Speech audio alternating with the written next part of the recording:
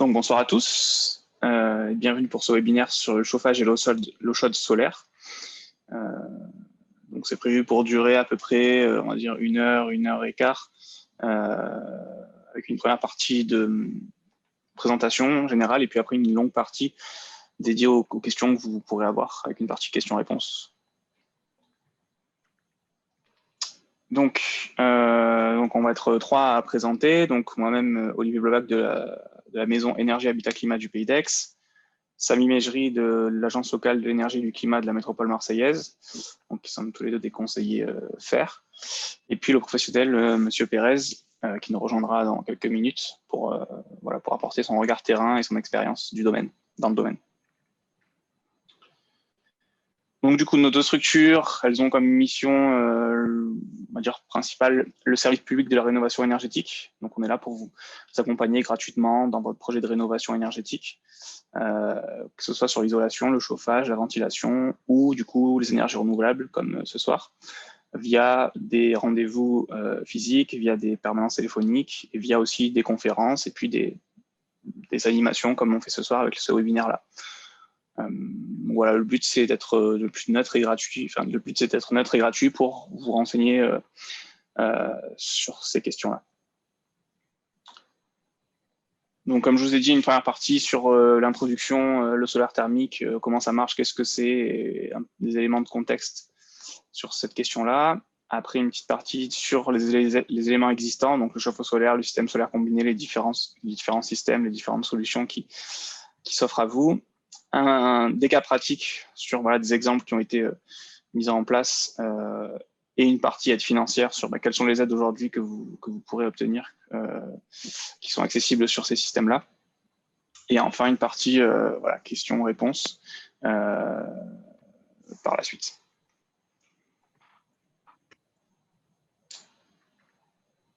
Donc, alors le solaire thermique, comment ça marche? Donc, il faut savoir que déjà, là, on parle bien de solaire thermique, on ne va pas parler de photovoltaïque aujourd'hui. Donc, la différence entre les deux, c'est que le solaire photovoltaïque, on va produire de l'électricité. Donc ça, on ne va pas en parler aujourd'hui. Là, on parle bien de solaire thermique, où le but, c'est de produire de l'eau chaude.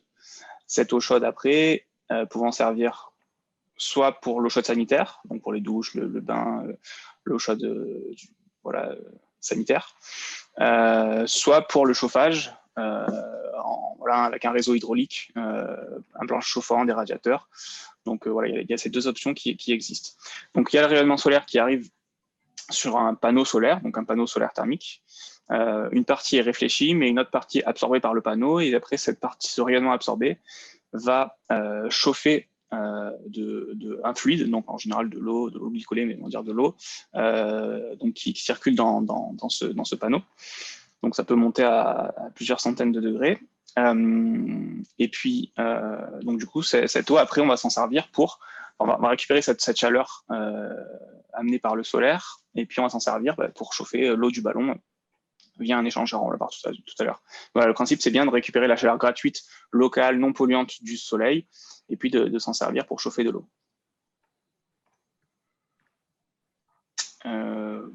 3 systèmes différents, même si le plus utilisé, c'est le 3e, mais bon, il existe 3 systèmes. Donc, le thermosiphon monobloc, donc ça, on le voit pas mal dans les pays du sud, très ensoleillés.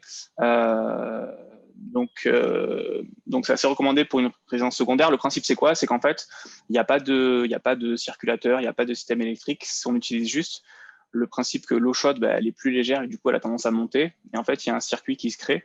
Donc, l'eau dans le panneau chauffe, donc elle monte. Et l'eau froide qui a été utilisée, elle redescend et du coup, ça crée un circuit.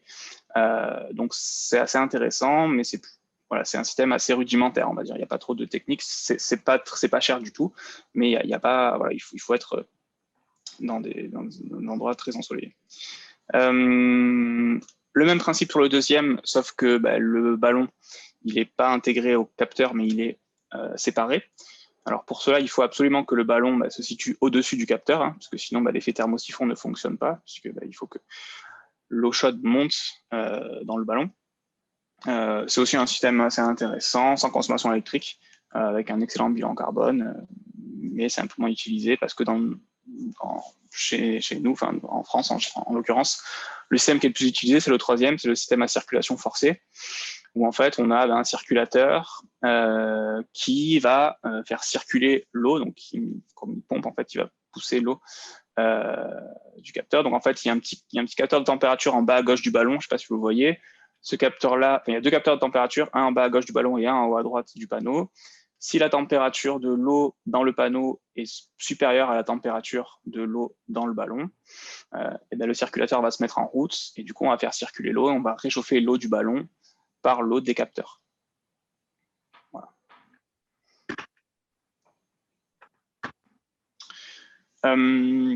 Donc au niveau des capteurs, donc en général ils s'installent sur la toiture, même s'ils peuvent être installés aussi au sol, sur des ombrières, sur pas mal d'endroits.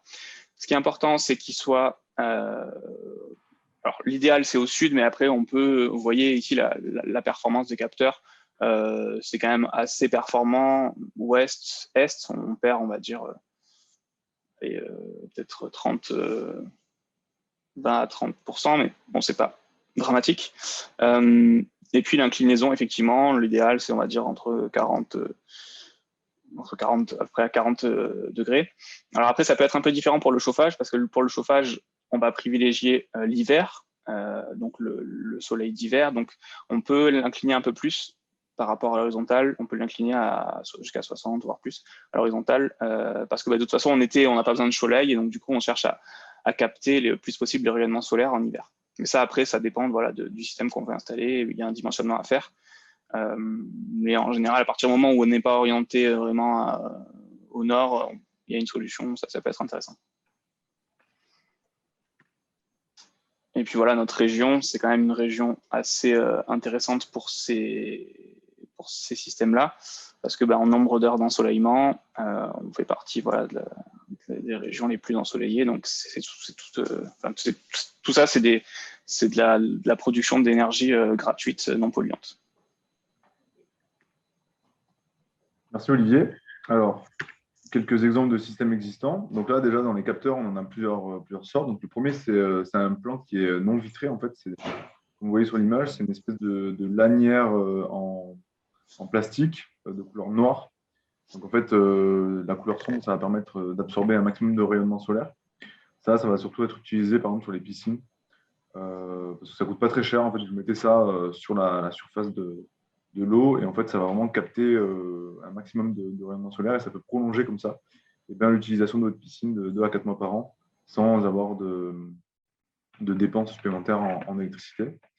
Ensuite, on a le plan vitré. Donc ça, c'est ce qui est le plus utilisé. C'est ce que vous aviez sur la première diapo. Ça s'est bien adapté à tous les modèles.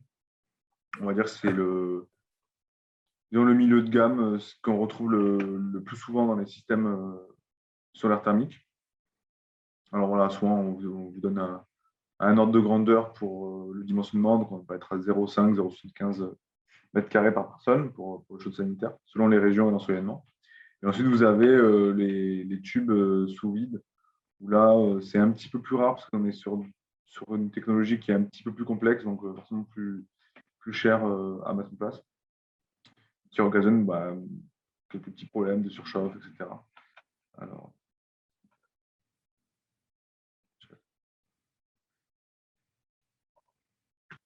Alors ensuite,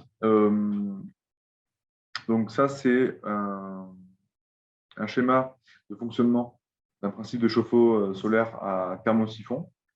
Donc, comme Olivier vous a expliqué, en fait, on a de l'eau qui circule en fait dans les panneaux. Une fois que l'eau elle est chaude, en fait, elle va remonter naturellement parce qu'elle est moins dense que l'eau froide. Et en remontant, donc, elle va pousser l'eau froide dans les capteurs. Donc, il y a une circulation naturelle qui se fait. Et ensuite, on a donc l'arrivée d'eau froide sanitaire qui va venir prendre cette chaleur-là. Et ensuite, hop, on a le départ d'eau chaude sur la droite. Alors ça, c'est le troisième système qu'Olivier vous a exposé. Donc là, on a donc un premier système primaire, c'est-à-dire que là, c'est l'eau glycolée qui va circuler dans les panneaux, qui va se réchauffer, qui va redescendre, qui va passer dans un échangeur. Là, au niveau de cet échangeur, l'échangeur bas, l'eau va céder une partie de sa chaleur à l'eau qui se trouve dans le ballon, qui est l'eau chaude. Donc, vous avez l'arrivée d'eau froide ici. Donc, l'eau arrive là. Elle est réchauffée. Comme elle chauffe, elle est moins dense, donc elle remonte. C'est ce qu'on appelle une stratification de l'eau dans le ballon. Et ensuite, dans le cas où l'énergie solaire n'est pas suffisante pour chauffer l'eau aux températures désirées, on va avoir un système d'appoint ici. Ça peut être une chaudière gaz, une chaudière bois, n'importe quel type de pompe à chaleur RO, qui va, elle, chauffer de l'eau dans un autre système secondaire, quoi, qui va faire circuler cette eau-là dans un échangeur, et qui va monter l'eau en température dans le cas où on n'a pas assez de soleil. Voilà un peu comment ça fonctionne. Donc, vous avez l'arrivée d'eau froide ici et le départ par là. Alors, étape suivante. Et donc là, on a un schéma de fonctionnement aussi d'un système non pas uniquement de production d'eau chaude, mais aussi de chauffage. Alors en fait, comment ça marche? Vous avez donc toujours les panneaux solaires avec ici une pompe. Cette pompe, elle va servir à faire circuler l'eau. Là, vous avez donc l'arrivée d'eau froide dans le ballon. Cette eau froide, elle va être réchauffée par ce système-là. Et ensuite, on va avoir une eau qui est préchauffée. Donc, ce n'est pas comme la pointe tout à l'heure. L'eau, elle est préchauffée. Et ensuite, elle va être amenée à une température de consigne par cette chaudière-là. Et on va avoir de l'eau chaude qui sort. Donc, en fait, ce système-là, en fait, l'avantage, c'est que l'eau froide, au lieu d'arriver à 10 ou 15 degrés dans la chaudière, elle arrive beaucoup plus chaude et donc on a moins besoin d'énergie pour la chauffer. Ça permet de faire des économies.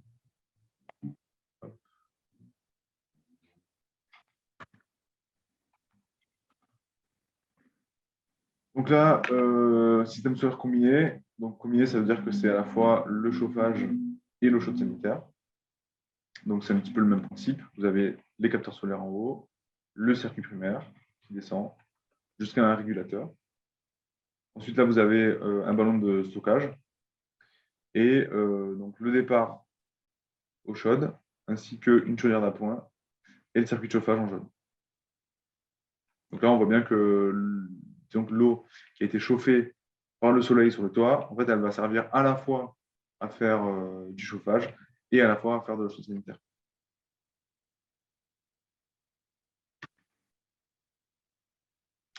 Là, c'est un peu la même chose, sauf qu'il n'y a pas de ballon pour le chauffage. Donc, ça va être directement l'eau chaude du circuit primaire qui arrive dans un régulateur et qui va tout de suite être envoyée dans le plancher chauffant, si elle est à température de consigne, parce que les planchers chauffants, on ne doit pas dépasser 28 degrés de température. Donc, si c'est bon, on l'envoie directement.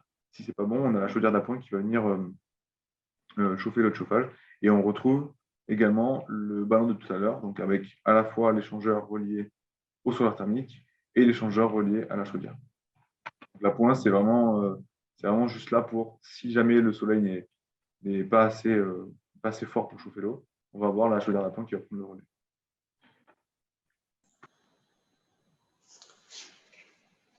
Donc, sur les cas pratiques, les aides financières, donc au niveau du dimensionnement, alors sur le chauffe-eau solaire pour l'instant, ce qu'on peut retenir, c'est que dans notre région, le dimensionnement idéal, en tout cas l'optimum financier, ça va être pour couvrir à peu près 60-70% des besoins en eau chaude annuelle. Donc, c'est-à-dire qu'avec ce système-là, vous couvrez à peu près, on va dire, 2/3, voire 3/4 de votre besoin d'eau chaude annuelle, et puis il reste voilà, 1/4 à 1/3 de vos besoins qui doivent être obligatoirement fournis par un appoint. Il faut savoir que ce système-là, c'est impossible c'est pas impossible, mais c'est pas du tout intéressant d'avoir une installation dimensionnée pour fournir 100% de l'eau chaude. Ça coûterait beaucoup trop cher à l'investissement. La raison elle est simple, c'est que en hiver, pour fournir 100% de l'eau chaude en hiver, il faudrait des quantités énormes de capteurs solaires. Donc, du coup, ça ne serait pas du tout rentable. Voilà. Et surtout, après, il faudrait gérer les surchauffes en été, etc. Donc, voilà, ce qui est intéressant au niveau financier, au niveau dimensionnement, c'est pour couvrir à peu près 60% des besoins. Pour atteindre ça, alors Samy, tout à l'heure, vous a présenté 2 systèmes.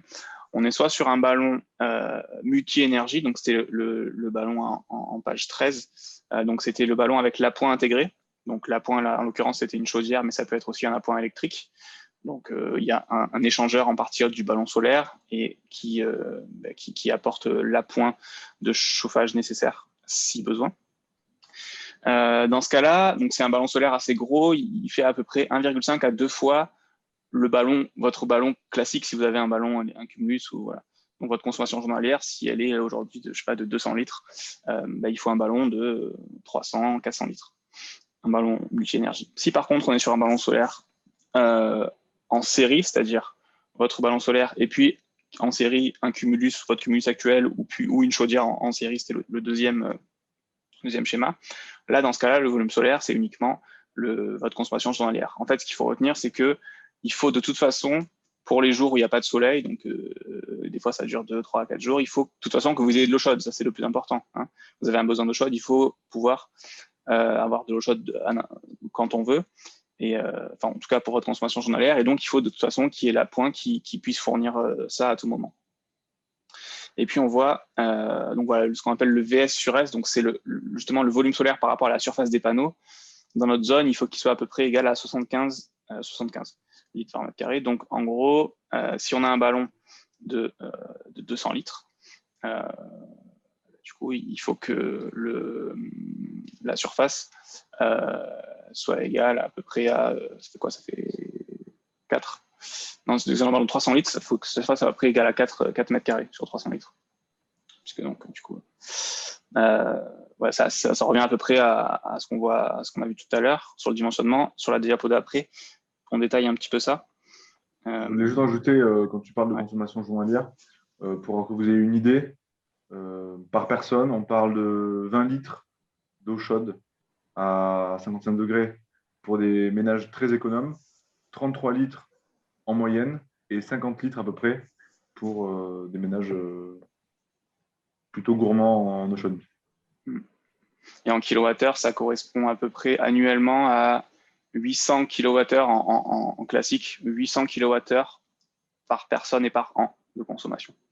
Voilà, c'est pour vous donner un ordre de grandeur par rapport à vos factures. Si vous voulez comparer, ça fait à peu près 800 kWh par personne et par an pour chauffer l'eau chaude. Donc voilà, par rapport au nombre d'occupants et au choix qu'on fait. Donc le choix que l'on fait, donc entre volume avec appoint intégré ou ballon bi-énergie, il se fait par rapport à l'installation existante. Si j'ai déjà un Cumulus que j'ai installé il y a quelques années, il y a pas longtemps, là dans ce cas-là, du coup, j'aurais plutôt, si j'ai la place pour installer, je vais installer un ballon juste solaire et puis mettre le Cumulus en appoint. Donc, c'est-à-dire que l'eau chaude, elle va se chauffer dans le ballon solaire. Et puis, si elle n'est pas assez chaude pour avoir la température de consigne, le cumulus électrique va la réchauffer. Donc, ça, c'est intéressant parce que les deux systèmes ne se mélangent pas. Et donc, du coup, on peut, en gros, utiliser le ballon solaire à sa pleine autonomie. En fait, on peut le remplir d'eau chaude, si on peut dire, en utilisant à sa pleine capacité. Si par contre, effectivement, on a notre cumulus qui est à remplacer ou notre chauffe-eau thermodynamique, on va installer un système solaire, et si on n'a pas vraiment de place, là, on va partir sur un ballon bi-énergie, c'est-à-dire un seul ballon avec appoint intégré, appoint électrique ou appoint d'une chaudière ou d'une pompe à chaleur que vous avez. Voilà, ça se fait comme ça. Mais là, du coup, il y en a ce dimensionnement. Vous voyez que c'est une surface de capteur qui est quand même relativement faible. Si on prend le cas pour 3 à 4 personnes en I4, vous voyez que la surface de capteur, ça va être entre 1 et 2 mètres carrés par personne. Donc, c'est une surface relativement faible qui permettra de produire à peu près, comme je disais, 60% de l'eau chaude annuelle.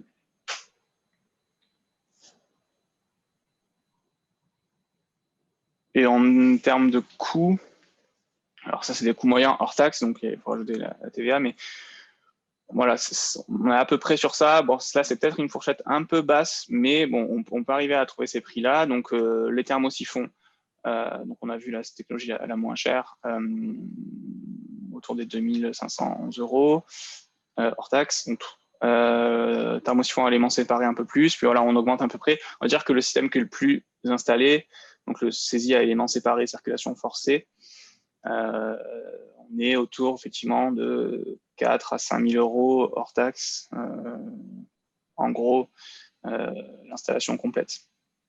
Le saisie auto-vidangeable, c'est un système qui permet notamment d'éviter les surchauffes en été. Donc, voilà, dès qu'on n'utilise pas le système, le liquide se vidange pour éviter les surchauffes de ce liquide-là. Et donc, du coup, ça permet de gérer un peu mieux les surchauffes, même s'il y a d'autres moyens de gérer ces surchauffes-là. Voilà. Après, le mieux pour avoir des prix plus précis, plus exacts, c'est quand même de faire des devis par des professionnels agréés RGE. Et ça, vous pourrez trouver des listes sur le site fer.fr, avec une rubrique « Trouver un professionnel ». Vous rentrez votre adresse et quel type de professionnel vous recherchez. Et vous avez une liste de professionnels à appeler pour faire établir des devis.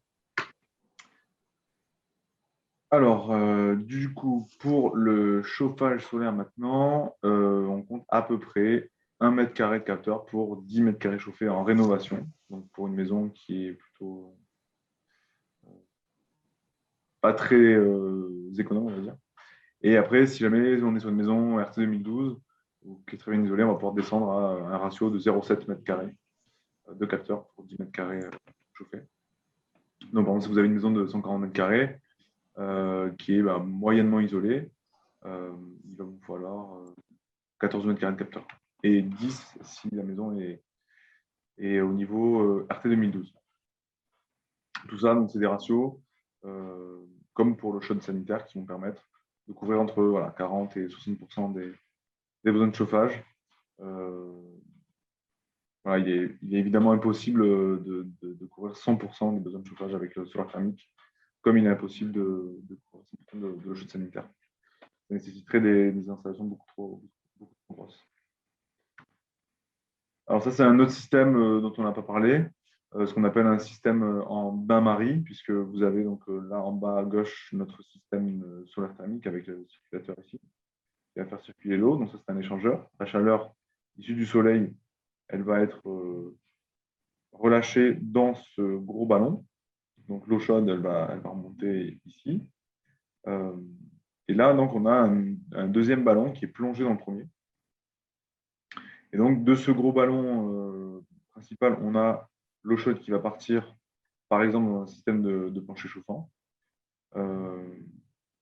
Et l'eau chaude sanitaire, donc, qui est dans ce petit ballon plongé dans le plus gros, qui va partir donc dans le système d'eau, distribution d'eau de la maison. Et on retrouve ici notre chaudière d'appoint, que ce soit une chaudière, encore une fois, gaz, bois, pompe à chaleur aéro ou électrique.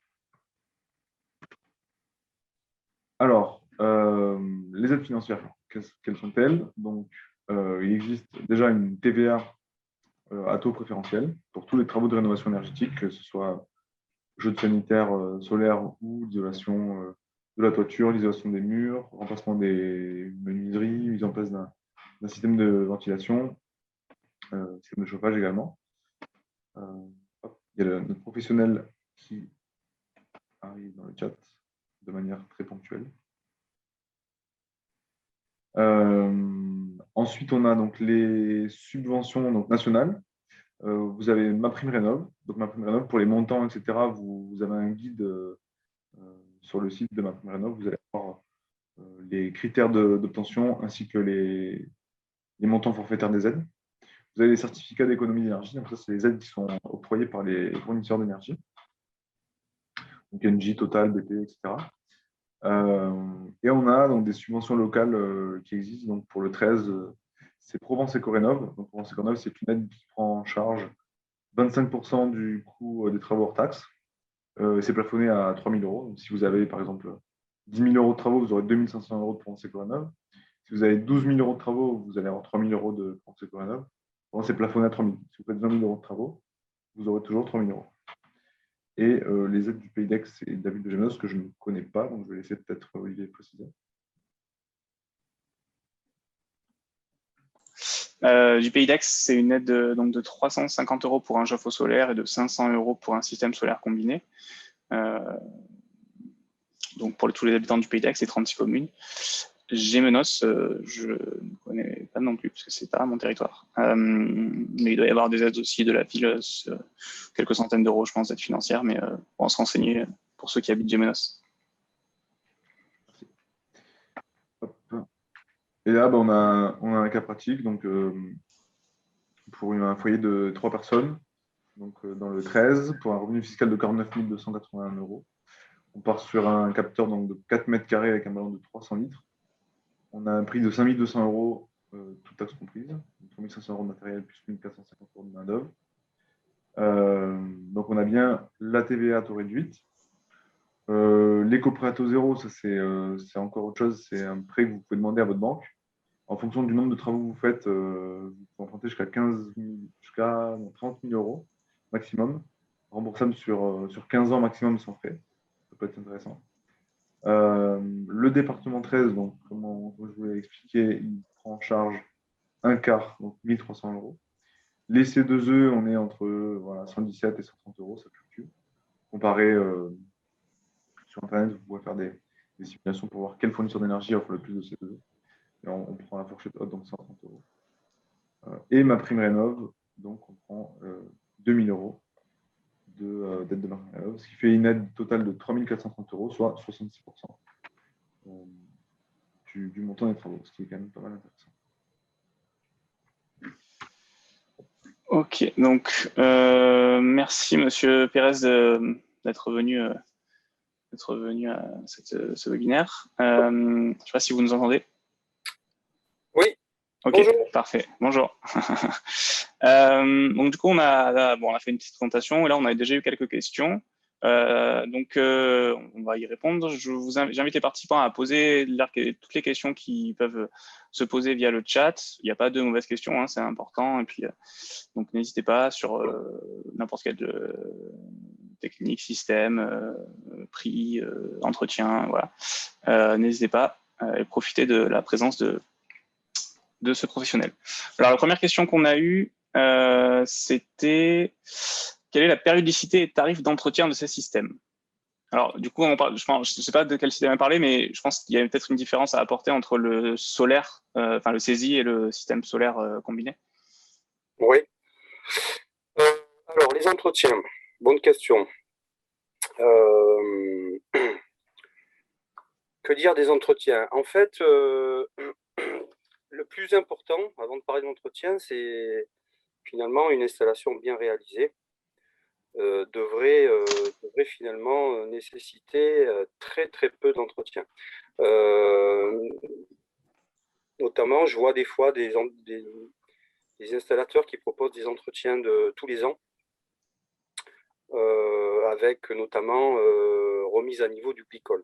Ça, pour moi, c'est pas normal. Ah, je mets les pieds dans le plat un peu direct là, mais c'est pas une installation bien faite. On ne doit pas revenir sur le circuit glycolé. Peut-être une fois au début, parce que c'est vrai que les joints travaillent un petit peu au tout départ, avec les contraintes de température élevées, les cyclages thermiques importants. Mais ensuite, bon voilà, ça c'est pas quelque chose qui est à faire tous les ans. Le glycol, une fois qu'il est dans le circuit, il tient 10-15 ans sans problème. Ensuite, c'est le ballon. Alors le ballon, c'est un réservoir acier, généralement acier émaillé, comme tous les réservoirs d'eau sanitaire, que ce soit électrique ou des préparateurs d'eau chaude par une chaudière, par exemple. Et là, on a la même préconisation que tous les ballons émaillés, c'est de changer l'anode régulièrement, ou en tout cas de la contrôler très régulièrement. Alors 2 ans, 3 ans, 5 ans, ça peut aller jusqu'à 5 ans maximum. Pour le contrôle de l'anode et le remplacement d'une anode tous les 5 ans, c'est un minimum. Voilà. Ça ne coûte pas très cher. Une anode, ça vaut une trentaine d'euros. L'intervention est généralement pas très lourde. Donc, voilà, un entretien à 150 € tous les 3 ou 5 ans. Voilà, pour essayer de répondre avec des chiffres. Voilà, pour un chauffe-eau, en tout cas, pour un chauffe-eau solaire, ça doit se situer à peu près là-dessus. Qu'est-ce qu'il y a d'autre comme chose à vérifier? Après, c'est encore une fois la mise en œuvre qui est importante, c'est l'agression des UV sur le toit. Donc, tout ce qui est isolant sur le toit va souffrir. Donc, la manière dont l'isolant est posé, le type d'isolant, les protections de cet isolant, voilà, tout ça, c'est des choses qui vont faire varier la tenue de ces matériaux. Alors,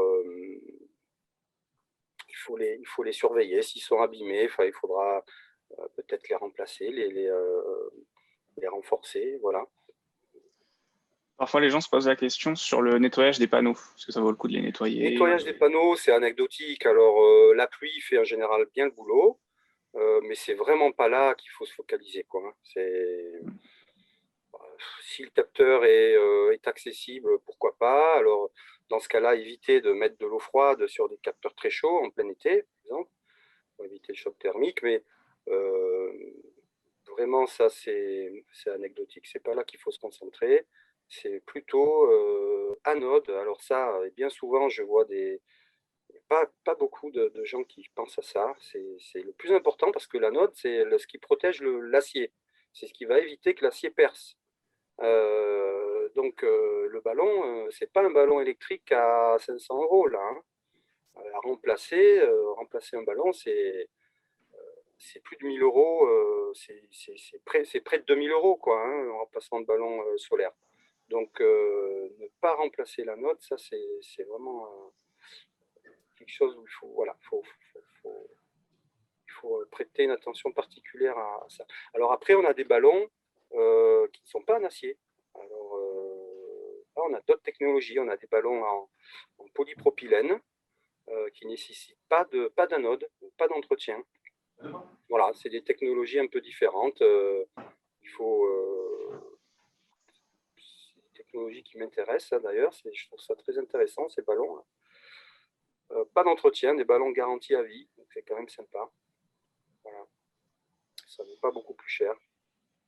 Et est-ce que parfois aussi, on peut conseiller aussi, enfin des fois professionnels, on conseille aussi aux gens de faire des contrôles très simples, par temps ensoleillé, on regarde si les circulateurs tournent, on regarde, voilà, c'est des choses assez simples aussi.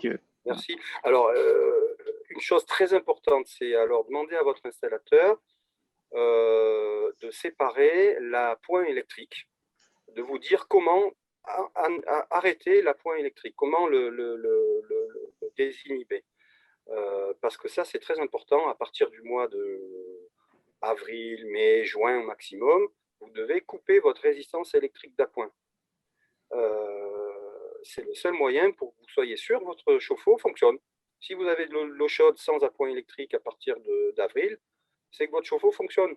Et ça, c'est déjà le principal, c'est de connaître quand même un petit peu, voilà, quelques petites choses sur votre appareil, de ne pas s'en remettre à un entretien annuel ou biannuel ou plus, mais de connaître un minimum. Et effectivement, voilà, coupez votre résistance à la belle saison. Demandez à votre installateur qu'il vous mette un dispositif pour couper la résistance. Et surveiller un petit peu, voilà, comme vous dites, voilà, apprendre 2-3 petites choses pour regarder votre pression, par exemple. La pression du fluide, le régulateur. La pression du fluide, si c'est un système pressurisé, bon, voilà. Si c'est pas un auto-vidangeable, on n'a pas cette problématique-là. Voilà, tout dépend des types de produits installés, mais voilà. Est-ce qu'il y a d'autres... Ouais, alors il y a une question là plus sur le chauffage. Peut-on connecter ce système, donc je pense qu'elle parlait du système solaire combiné, avec les radiateurs anciennement utilisés pour une chaudière à fioul? Alors les radiateurs, voilà. Alors le chauffage, comme le système combiné, je ne préconise pas de raccorder ça sur des radiateurs. Clairement, si vous voulez faire du chauffage du SSC, hein, donc du système solaire combiné, eau chaude plus chauffage, il y a à mon sens 3 points essentiels à respecter. Une maison très bien isolée, premièrement.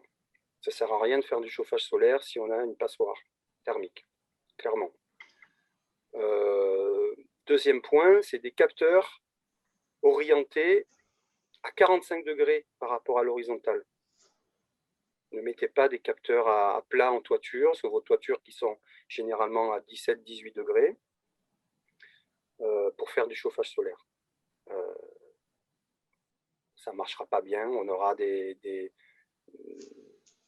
surchauffes d'été, ou si ce n'est pas de surchauffe, on aura une durée de vie des capteurs moindre, parce qu'ils vont...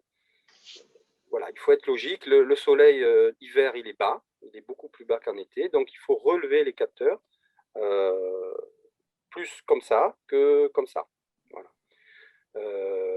Et donc ça, c'est 2 points. Et 3e point, avoir des émetteurs de chaleur à basse température. Alors c'est pour ça que j'ai dit dans un premier temps, de ne pas raccorder sur des radiateurs électriques, des radiateurs classiques. Hein, donc plutôt, l'idéal, c'est un plancher chauffant, un plafond rayonnant, des murs chauffants. Ça, c'est plutôt rare. Hein. Là, les murs chauffants, on est dans des gens avertis. Mais non, clairement, pas sur des radiateurs haute température. Ça ne marchera pas. Voilà. Et si vous cumulez les 3 mauvais points, alors là, si votre installateur vous propose ça, passez votre chemin. De toute façon, pour tous les types de changements de chauffage, etc., il faut d'abord passer par une isolation performante de la maison, quel que soit ce qu'on choisit. Et peut-être, pour revenir sur cette question-là, peut-être qu'on peut utiliser ce système solaire combiné sur des vieux radiateurs uniquement dans le cas où on a un préchauffage de l'eau grâce au solaire thermique, puis une chaudière classique, par exemple gaz condensation, parce que ça ne marcherait pas dans ce cas-là. Écoutez, si vous avez les 2 autres critères, c'est-à-dire capteur à 45 degrés et une maison très bien isolée, oui, on peut passer sur le 3e critère. Il faut au moins avoir 3, à mon sens, 2 des 3 critères pour faire du chauffage solaire. Alors, il y a une question de Françoise. Les prix qu'il faut donner incluent les panneaux à poser sur le toit. Oui, les prix, c'était tout compris. Les aides sous condition de revenus sont bien à minima de 2 000 euros. Alors, c'est MaPrimeRénov qui, effectivement, pour 4 personnes, si vous avez un revenu fiscal inférieur à 60 000 euros, et l'aide est à 2 000 euros pour un chauffe-eau solaire. Les ballons avec anode sont-ils les mêmes que ceux utilisés seuls? Ça, on a déjà répondu. Je ne sais pas si vous voulez faire une précision sur les ballons. Les ballons avec anode sont-ils... Je pense qu'ils demandent que les ballons avec anode sont-ils les mêmes que les Cumulus, je pense. Oui, enfin non. Ce sont des ballons quand même spécifiques. Ce sont des ballons émaillés, comme un Cumulus électrique. Mais non, ce n'est pas un Cumulus électrique. C'est un ballon solaire. Les tuyaux circulent dans les combles, je suppose. Doivent-ils être isolés d'une façon particulière? Oui, d'une façon particulière, oui, avec des isolants haute température et plutôt de forte épaisseur, si possible.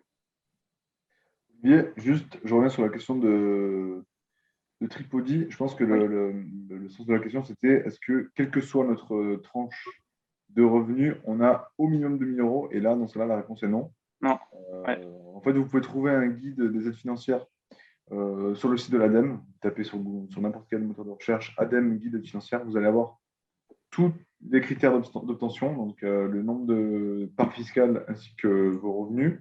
Ça va vous mettre dans une tranche de revenus à 4 tranches. Et par exemple, si vous êtes dans la tranche des revenus supérieurs, vous n'aurez pas 2 000 euros. Rapidement, pour une personne, il faut être inférieur à 29 000 euros. Pour 2 personnes, inférieur à 42 000 euros. Pour 3 personnes, inférieur à 51 000 euros. Pour 4 personnes, inférieur à 60 000 euros. Donc voilà, c'est proportionnel au nombre de personnes. Mais si vous êtes en dessous de ce plafond-là, effectivement, vous avez droit à cette aide financière. Enfin, il y a d'autres conditions, mais globalement, vous avez droit à cette aide financière en général. C'est très bien expliqué sur le guide, ouais, vous pouvez trouver sur Internet. Alors, bonsoir. Vu le prix, n'est-il pas plus rentable d'installer je pense un CE, un Cumulus électrique, nouvelle génération de faible capacité 100 litres avec des panneaux solaires puissance 1500 watts? Là, vous prenez votre casquette de photovoltaïque aussi. Donc, est-ce que c'est pas plus rentable de mettre un Cumulus avec du photovoltaïque, en fait, je pense. Avec du photovoltaïque. Bon, alors voilà. Ça, c'est des questions où j'aurais du mal à trancher. Voilà, clairement. Il y a des avantages et des inconvénients dans les 2 procédés. J'ai plutôt tendance à dire aujourd'hui, Un chauffe-eau solaire, je le conseillerais plutôt à des familles, au moins 4 personnes, disons. Voilà, c'est un peu la réponse que je ferai. Parce que là, pour moi, oui, c'est clairement rentable. À partir de 4 personnes, on consomme de l'eau chaude généralement. On consomme vraiment beaucoup d'eau chaude. Et il y a un capteur thermique, il est plus performant pour faire de la chaleur. Il est environ 3 à 4 fois plus performant en termes de rendement qu'un panneau photovoltaïque. Donc, avec 2 panneaux, on fera plus d'économies. Enfin, voilà, j'ai plutôt tendance à... Voilà, c'est la réponse que je fais généralement. 4 personnes, il vaut mieux faire du thermique, ouais. Une question, après, alors un petit peu bizarre, mais panneau solaire thermique plus ballon thermodynamique, y a-t-il intérêt à prendre cette combinaison?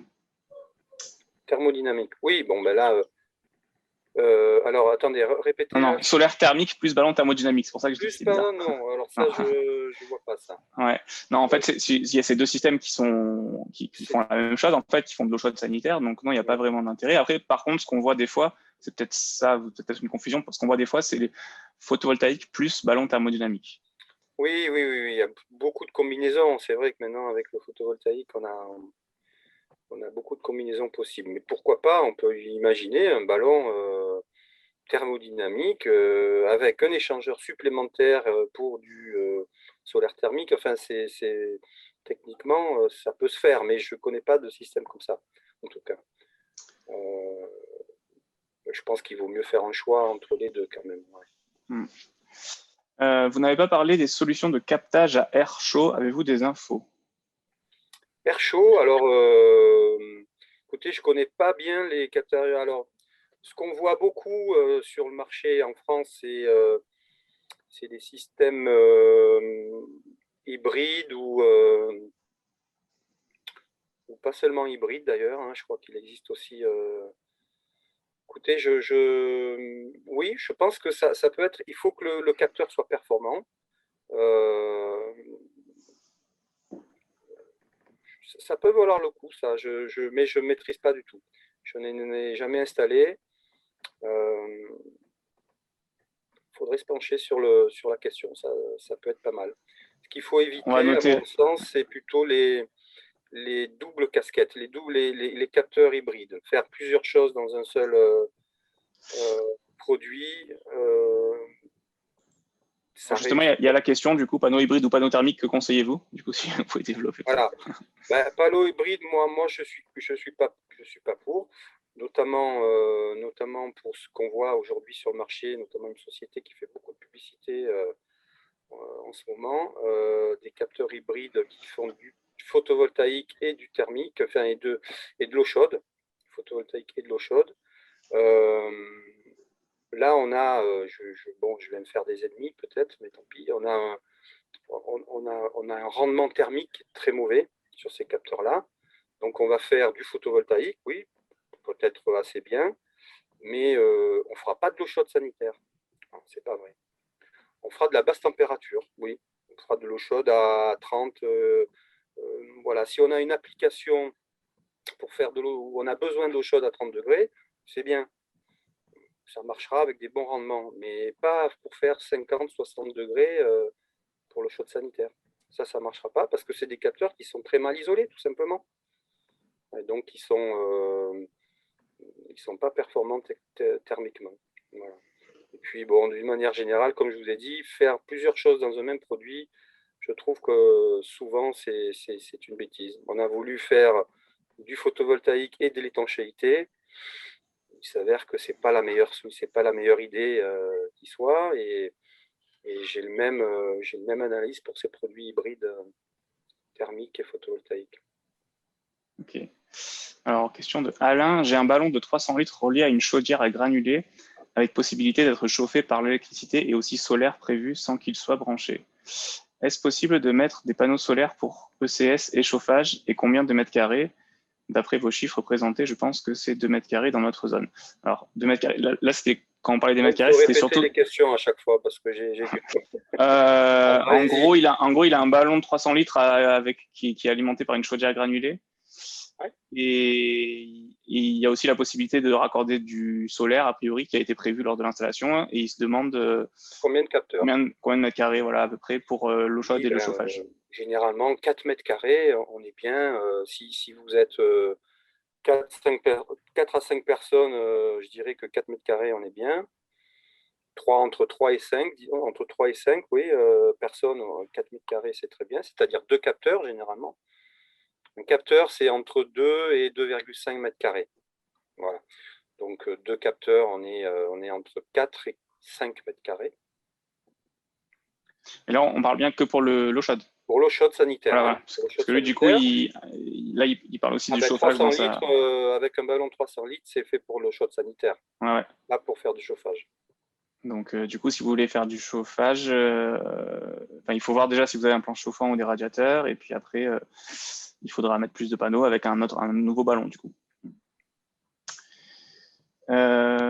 Si équipé en panneaux photovoltaïques, comment faire fonctionner l'appoint lors de journées ensoleillées plutôt que la nuit en heure creuse? Du coup, je pense que s'il a des panneaux photovoltaïques et du coup qu'il installe du solaire thermique, comment faire fonctionner l'appoint? Comment l'appoint peut être alimenté par les panneaux photovoltaïques plutôt que en heure creuse? Ah oui, d'accord. Oui, ben là, vous avez deux systèmes qui s'additionnent, en fait. Hein. Donc, comment faire? Il suffit de faire fonctionner votre appoint avec une horloge journalière. Hein. Une horloge journalière que vous allez régler pendant la période de production de vos panneaux. Donc, généralement, entre 10, 11 heures et 15 heures, quoi. Hein, donc une petite horloge journalière fait le travail. D'ailleurs, pour un solaire thermique, c'est bien aussi d'avoir une horloge journalière pour pouvoir autoriser l'appoint électrique uniquement dans les bonnes plages horaires. Et les bonnes plages horaires, c'est pas la nuit, justement. C'est plutôt le soir. C'est plutôt le soir. Quand on n'a que du solaire thermique, l'appoint, il faut le faire plutôt le soir. L'idée, c'est de donner la priorité au solaire la journée. Et puis à partir de 4 heures, 5 heures, il n'y en a plus de soleil, on autorise l'appoint. S'il n'y a pas eu assez de soleil, l'appoint fera le boulot le soir, et puis on aura notre réserve d'eau pleine pour les 24 heures qui suivent. Voilà. Plutôt que de faire l'appoint en heure creuse la nuit, on se retrouve avec un ballon chaud le matin, et le soleil, s'il est là le matin, il n'aura rien à faire, il se tournera les pouces parce que le ballon sera déjà chaud de la nuit. Voilà, donc une horloge journalière, c'est utile pour un chauffe-eau solaire, dans tous les cas, qu'il y ait du photovoltaïque derrière ou pas. C'est ça, peut-être on l'a peut-être mal exprimé tout à l'heure dans notre présentation, mais un des problèmes, un des enjeux aussi, c'est d'essayer de récupérer au maximum de solaire, c'est-à-dire que d'essayer d'avoir le ballon entre guillemets le plus froid pour avoir un volume d'eau froide à chauffer le plus grand possible en fait. Parce que on peut si le ballon solaire est déjà chaud, nos ballons solaires ne nous servent à rien en fait, parce que ils sont chauds, mais du coup ils vont pas réchauffer plus l'eau chaude. Donc ça c'est aussi comme vous en expliqué, c'est aussi un enjeu important. C'est cette d'optimisation. Là, on parle d'optimisation. Ouais. Hein, voilà. Et c'est important. C'est important. La chaleur, le solaire, c'est de l'énergie précieuse. Donc, il faut bien la gérer. Il faut l'optimiser. Oui. Alors, on revient à la question des radiateurs. Je n'ai pas compris pour les radiateurs. On peut bien les utiliser. Quels sont les critères pour ces radiateurs? Comme je disais, pour faire donc, je pense que c'est la question par rapport au chauffage solaire, hein, au chauffage système solaire combiné. Pour moi, je répète, il y a 3 préalables pour faire du chauffage solaire combiné.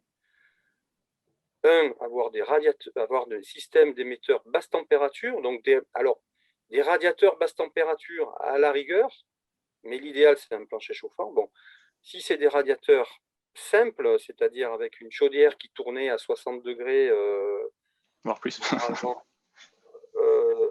Donc ça c'est des radiateurs simples. Si vous aviez une chaudière à condensation qui tourne à 40-45 degrés, là, ça veut dire que vous avez des radiateurs basse température, en fait. Donc, ça peut être judicieux dans ces cas-là, mais il reste les deux autres critères, encore une fois. Capteur relevé à 45 degrés minimum, voire 60 ou 70 si possible, contre une façade, dans le jardin, voilà, mais pas en toiture, et une maison très bien isolée. Voilà. En fait, une autre manière de répondre à la question, c'est pas vraiment un type de radiateur en particulier, mais il faut que pour avoir la température de consigne chez vous à 19, 20 ou plus, la température de l'eau dans vos radiateurs ne soit pas trop élevée. Si pour avoir 20 degrés chez vous, la température de l'eau dans vos radiateurs doit atteindre 60-70 degrés, du coup, ça ne sera pas possible d'avoir la même température de consigne avec du solaire. Par contre, si actuellement, pour avoir 20 degrés chez vous, vous avez de l'eau qui circule à 40-45 degrés dans vos radiateurs, là, du coup, le solaire pourra permettre d'atteindre cette température-là souvent dans l'année. Et là, du coup, ça peut être intéressant. Voilà. Ou presque. Voilà. Généralement, on va être à 30 degrés avec, avec du solaire thermique en hiver. Donc, pour pouvoir chauffer avec 30 degrés, il faut que ce soit des radiateurs très, très basse température. Voilà. Pourquoi les ballons solaires sont plus gros? Pourquoi sont plus gros? Parce que généralement, on a un appoint électrique qui est à mi-hauteur du ballon. Et donc, on réduit la capacité du ballon quand il n'y a pas de soleil. Un ballon de 300 litres solaire, eh bien, en hiver, quand il y a très peu d'apport solaire, voire pas du tout, vous n'avez plus que 150 litres de disponible avec la résistance électrique. Ou avec l'appoint par une chaudière, hein, parce que c'est pareil, l'appoint chaudière se fait dans la partie haute, dans la moitié haute du ballon. Donc, on n'a plus que la moitié du ballon. Donc, c'est pour ça qu'on a des réservoirs plus gros. C'est ça. Ça, c'est dans le cas du coup des ballons bi-énergie. Dans le cas où vous avez un ballon solaire plus un cumulus en série, là, du coup, le ballon solaire, il va être aussi gros, mais ça revient au même, parce que dans les deux cas, on additionne les volumes, donc les deux volumes seront du coup plus gros que le simple volume du cumulus. Voilà. Oui, dans ce cas-là, si on a un point externe, le ballon solaire peut être plus petit, effectivement, mais bon, on a deux volumes additionnés. Pouvez-vous préciser l'intérêt du photovoltaïque avec un chauffe-eau thermodynamique? Dans quel cas combiner les deux? Alors, bon, là, on est sur un autre sujet, mais si vous avez donc, du photovoltaïque et un ballon thermodynamique, très bien. Le ballon thermodynamique, généralement, il y a déjà des possibilités de le faire fonctionner avec des plages horaires. Généralement, hein, bon, je ne connais pas bien les thermodynamiques, mais je pense qu'on doit pouvoir faire ça. Donc, vous avez du photovoltaïque, donc vous avez de l'énergie disponible la journée. Vous faites fonctionner votre thermodynamique la journée et pas la nuit. Donc, voilà. Vous mettez des plages horaires, vous réglez votre régulation, votre programmateur pour qu'il fonctionne de 10h à 16h. Si ça ne suffit pas, vous élargissez la plage. Et... Voilà, on a sauté une question de Patricia Garouste qui dit oui. Sur un toit plat, dans une maison ancienne, mal isolée, avec chauffage au fioul, alors rien n'est possible. Je pense que... Toit plat, ben non, parce que toit plat, justement, enfin, qu'est-ce que vous appelez un toit plat? Un toit terrasse, je suppose, c'est ça? C'est ça, mais rien n'est possible sur le chauffage, mais par contre, on peut tout à fait faire de l'eau chaude sanitaire, n'est-ce pas? Oui, alors un toit plat, vous pouvez justement mettre vos capteurs comme vous voulez. Donc, si on a un grand toit plat, on peut orienter les capteurs plein sud et à 45 degrés d'inclinaison. Donc là, on a des bonnes conditions pour les capteurs. Mais ça rejoint une question de Clène juste après, là, qui dit sur les toits provençaux habituels qui sont à 16 degrés, comment faites-vous pour aller chercher les 45? A-t-on le droit? En fait, c'est avec des supports. Je peux pas, je sais pas, je fais pas. Malheureusement, non. Mes réponses vont décevoir, hein, mais le chauffage solaire, en tout cas, moi, je le conçois pas avec des capteurs à 17 degrés. Voilà. On va être obligé de surdimensionner pour avoir l'équivalent d'un capteur qui serait à 60 degrés, très bien incliné. Vous le mettez à 17 degrés, vous perdez 30% de rayonnement solaire en hiver. Donc il faudrait surdimensionner, si on raisonne comme ça, pour compenser. Mais alors là, c'est une bêtise, parce que surdimensionner et après, hors saison de chauffe, vous avez des capteurs solaires hyper surdimensionnés pour faire de l'eau chaude. Et il me semble que c'est pas une très bonne idée. Surtout avec des capteurs pressurisés, avec des systèmes pressurisés. Parce que là, on va avoir des contraintes thermiques énormes. Les capteurs vont stagner à 200 degrés tout l'été. C'est-à-dire que si on a un toit à 16 degrés, on ne peut pas mettre un support dessus pour mettre un panneau. Alors, on peut, mais il n'y a aucune règle technique, il n'y a aucune... il n'y a aucun document technique qui permet de faire ça. Donc, un professionnel ne pourra pas s'appuyer sur des documents techniques pour faire ça. Et donc, théoriquement, il n'y a pas de décennale, il n'y a pas d'assurance décennale, il n'y a pas d'agrément. Voilà. Après, ça existe, on le voit, ça a été fait. Bon, en dehors du fait que c'est pas très joli, c'est faisable. Et à la rigueur, je préfère ça que pour faire du chauffage, je préférerais ça plutôt que des capteurs à plat. Mais bon, voilà. L'installateur qui fait ça, il prend un peu des responsabilités importantes, parce qu'il y a des prises au vent beaucoup plus importantes, hein, donc on a des contraintes mécaniques beaucoup plus fortes sur la charpente. Il faut faire un peu attention, quoi. Et encore une fois, pour préciser, là, on parle bien vraiment pour le chauffage. Hein. Pour le chauffage, Oui, ça pose problème. oui. Pour l'eau chaude, ça pose beaucoup moins de problèmes. Non, parce qu'on fait de l'eau chaude toute l'année. Voilà. Et pas que l'hiver. Donc, ça reste... on n'aura pas un surdimensionnement énorme en été avec deux capteurs. Avec deux capteurs thermiques, c'est tout à fait gérable. Le surplus de production, un surplus de chaleur estivale. C'est tout à fait gérable. Mais avec 10 capteurs, c'est un peu plus compliqué. C'est beaucoup plus compliqué. Alors la question de Françoise, on peut changer les radiateurs haute température par des basses températures en gardant le même circuit d'eau. Bah, c'est un peu ce que je vais peut-être me répéter, mais en fait, ça existe. Enfin, il n'y a pas vraiment des radiateurs haute température et des radiateurs basse température. Ça peut être les mêmes radiateurs. C'est plutôt dû à la température de l'eau qu'on fait circuler dedans. Un même radiateur. Là, par exemple, vous avez une maison pas du tout isolée.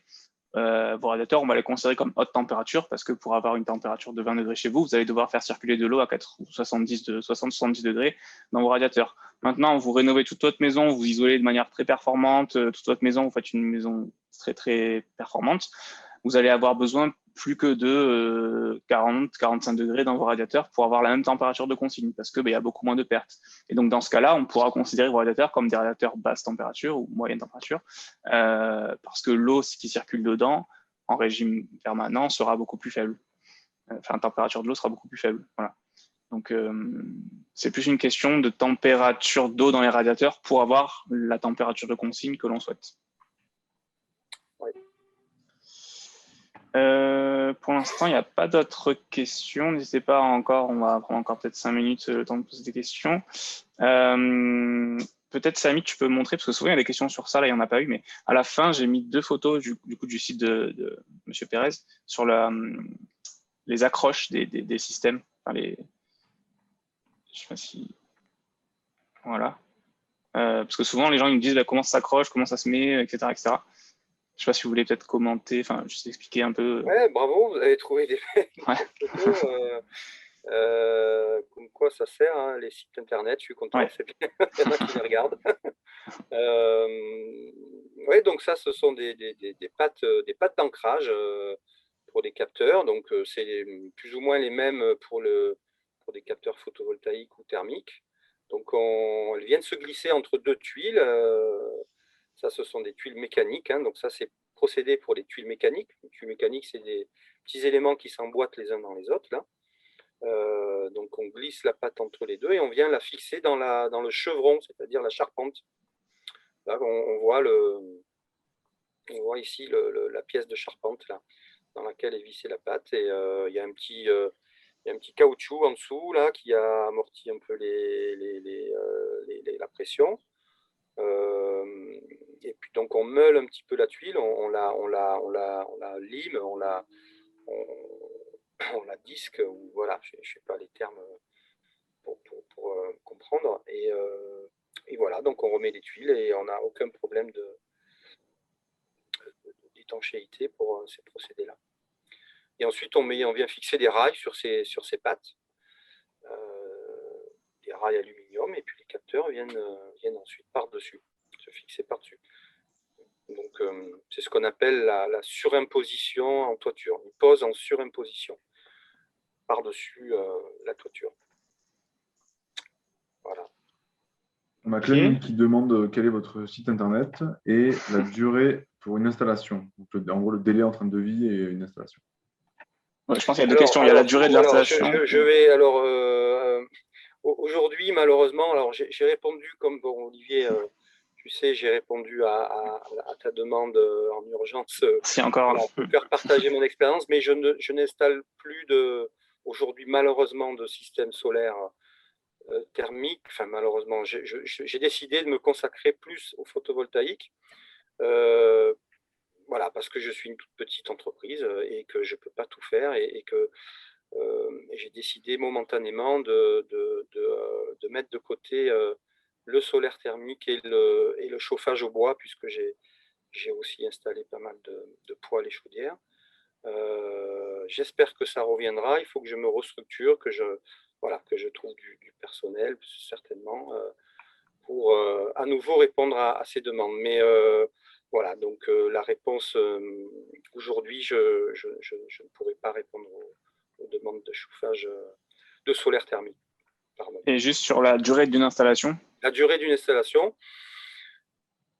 écoutez, un capteur thermique, c'est garanti 10 ans, et s'il est installé dans les bonnes conditions dont on a évoqué tout à l'heure, ça peut durer 20 ans, 30 ans, un capteur thermique. Après, plus c'est une prouesse, je pense, parce que on a quand même des soudures, on a un certain nombre d'éléments qui peuvent se dégrader. Et un ballon, ben alors ça va être lié en grande partie à l'entretien du ballon, encore une fois l'anode, et ça peut durer dans ces cas-là une vingtaine d'années, voire plus également, 20-30 ans. Hein. L'ensemble du système peut durer 30 ans si c'est un peu surveillé et bien choisi, bien dimensionné, bien installé.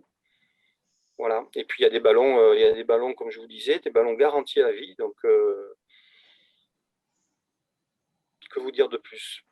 C'est des installations pérennes si, quand c'est bien dimensionné aussi. Hein. Le dimensionnement, c'est pour ça que attention au système solaire combiné, attention à ne pas éviter de mettre deux capteurs, 3 capteurs si vous êtes seul, ou deux personnes. Voilà, et vous avez des installations durables. Et la durée de votre intervention, du coup, pour installer un capteur? Pardon, la durée de mon intervention. Un chauffe-eau solaire, c'est généralement 2-3 jours, quoi. Ok. Et on va prendre la dernière question. Après, je vais vous libérer du coup. Du coup, après, n'hésitez pas, si les participants, à poser d'autres questions. On les notera et puis après, on essaiera d'y répondre par la suite. Mais du coup, Monsieur Pérez, je vais libérer. Dernière question. L'installation solaire peut-elle se faire sur des anciens toits où les tuiles sont maçonnées? Ah, les tuiles. Alors oui, les types de toiture. Tuiles maçonnées. Alors, tuiles maçonnées, qu'est-ce qu'il entend par là? Si c'est des tuiles maçonnées sur des plaques fibrociment amiantées, probablement, ça peut se faire. Apparemment, non. Apparemment, non, c'est pas ça. Apparemment, non. Alors, si c'est des tuiles canal courant-couvrant, donc les doubles canals, c'est plus compliqué, ça. Là, on n'aura pas de support technique. Là, on n'aura pas de document technique pour ce type de toiture. C'est un peu, voilà, c'est pas l'idéal. C'est des toitures un peu casse-tête, un peu casse-gueule, quoi. Apparemment, c'est ça. C'est plutôt double canal. Ouais. Il y a y a des systèmes, enfin, il y a des procédés. On peut faire, mais ça sera un peu plus compliqué, quoi. Et il faut voir la toiture, il faut voir pour qu'elle soit saine quand même, sinon on va au-devant de problèmes d'étanchéité, quoi. Il faut refaire la toiture, il dit. Pour faire la toiture, ouais. Il faut les mettre en façade. Il faut les mettre en façade. Essayez de vous dire mes capteurs, on va les voir. Hein, essayez de trouver des endroits où ils sont à 45 degrés, voire plus. Contre une façade, légèrement avec un petit angle, vous voyez la façade verticale, et puis un petit angle en casquette, en brise-soleil au-dessus d'une fenêtre, d'une baie vitrée. Cherchez des coins avec des bonnes expositions. Et voilà, vous pouvez peut-être trouver ça. Les toitures, ce n'est pas toujours la seule solution. Et en solaire thermique, c'est toujours mieux de les mettre un peu plus inclinés. Ouais. Même pour un chauffe-eau solaire, ça sera pas mieux. Hein. Ok. Monsieur Pérez, merci beaucoup d'avoir répondu à l'invitation. On va vous libérer. Vous êtes resté un peu plus longtemps, merci beaucoup. Et au revoir, merci. Du coup, donc, ouais, je vous laisser poser les dernières questions si vous voulez. On les notera si vous avez encore quelques questions. Pour revenir sur la question de Clen sur les entreprises, en gros, puisque elle voulait prévoir les entreprises, n'hésitez pas à, du coup, nous consulter pour qu'on vous transmette les listes d'entreprises RGE et référencées avec nos structures respectives, donc l'Agence locale de l'énergie et du climat pour la métropole marseillaise et Aubagne, et puis nous sur le Pays d'Aix et le Pays Salonnais. Donc selon où vous vous situez, voilà, contactez-nous, on pourra vous donner des listes d'entreprises qui pourront répondre à vos besoins. Voilà, bon, s'il n'y a pas de questions, je vais vous remercier d'avoir participé à ce webinaire. Et puis, comme je vous ai dit, donc, vous recevrez le lien sur YouTube, enfin le lien pour voir le replay, avec avec par mail, avec un peu un compte rendu, enfin la présentation, cette présentation-là. Et puis voilà, vous avez le numéro là pour votre projet de rénovation. N'hésitez pas à nous contacter pour qu'on puisse répondre à ça.